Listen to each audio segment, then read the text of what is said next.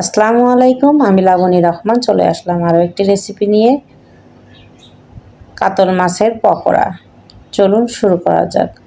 প্রথমে আমি মাছগুলা পরিষ্কার করে ঝালের গুঁড়া, হলুদের গুঁড়া, ধনিয়ার গুঁড়া আর লবণ আর হলুদের গুঁড়া দিয়ে মাছটা আমি ভালো করে ম্যারিনেট করে নিয়েছি।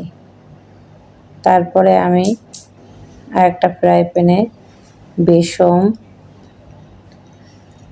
কর্নফ্লাওয়ার, আটা আর সামান্য পরিমাণ লবণ আর কালার দিয়ে আমি পানি দিয়ে বেসনটা তৈরি করে নিয়েছি।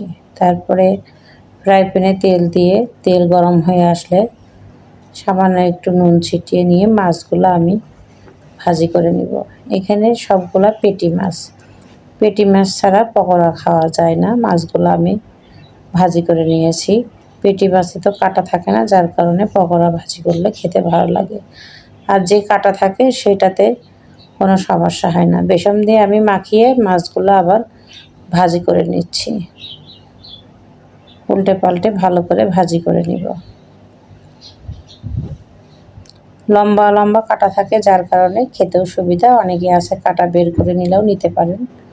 বের করে নিলে মাছ ভাজতে একটু সমস্যাই হয়ে যায়, কাটা থাকলে কোনো সমস্যা হয় না। আমি মাছগুলো ভালো করে উল্টে পাল্টে বেসন দিয়ে ভাজি করে নিব। আমার মাছগুলো ভাজি করা হয়ে গেছে। এবার আমি আর একটা দিয়ে দেব।